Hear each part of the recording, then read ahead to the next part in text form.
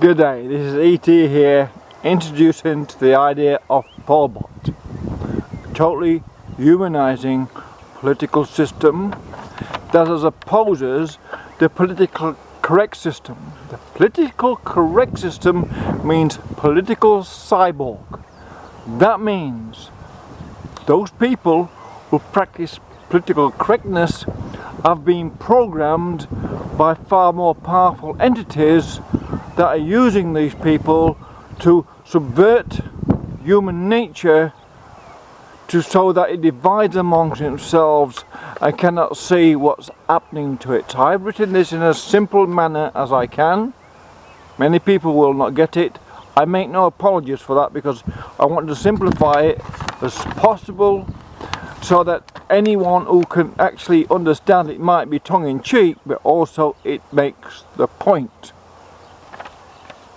If L is listening and the listening ability is being reduced, and C is cognitive ability, and the reduction of that reduces survival instinct, we can then using this very simple equation create what I call a bad math economic pathology.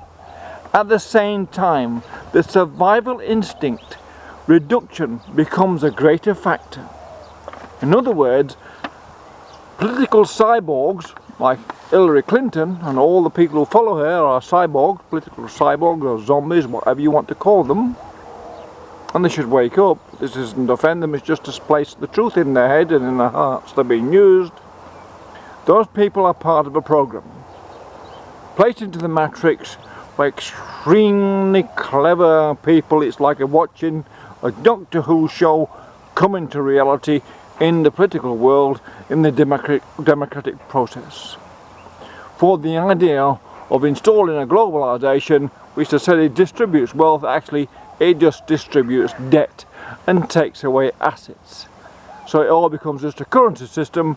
Instead of just telling us the truth and saying, okay, everyone should have a global wage and have done with it, they play around with people because they don't want to tell people the truth. In fact, most politicians would be incapable to tell the truth because they wouldn't be able to explain the truth. They're just political cyborgs programmed to deliver a message. And from this we can see how the development of political cyborgs as a culture, political cyborg is now all through the universes, all through culture, which means it allows the bad math practitioners, the ones who understand maths is either positive or negative, regressive or progressive, whichever way you want to make it, their resistance in society is diluted because there are far less people with the cognition ability and cognitive ability to grasp when dissembling that politics use and rhetoric they use, whether it's just noise or information or just pure nonsense, which most of the time it is. Politicians, as we know, speak nonsense. They speak that because they have nothing to say that is logical, practical, positive, pragmatic or usable for the common man, that is. And anyone can understand this.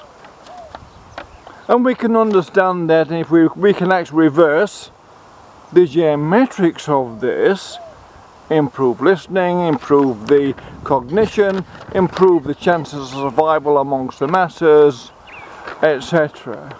But you can do it in a much more humanistic way. They think the world's going to be crowded, too many people for the jobs and all that. Some of us think there are much more intelligent ways of achieving that result, and that's through a thing called cooperacy, which is positive, practical, pragmatic, progressively evolutionary.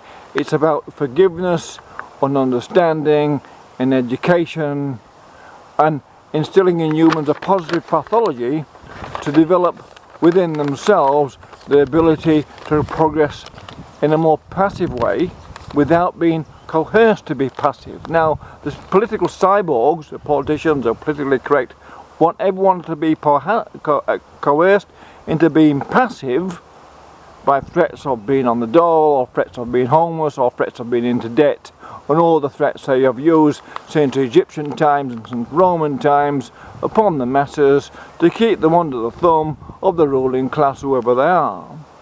In other words, after all these years of understanding how human society can progress through democracy, anti-democratic forces have taken over the system through financial programming of political cyborgs called politicians and all the people who work for them to undermine the democratic progress for their own simple-minded, totally selfish financial purposes, because they cannot think of a better way of doing things.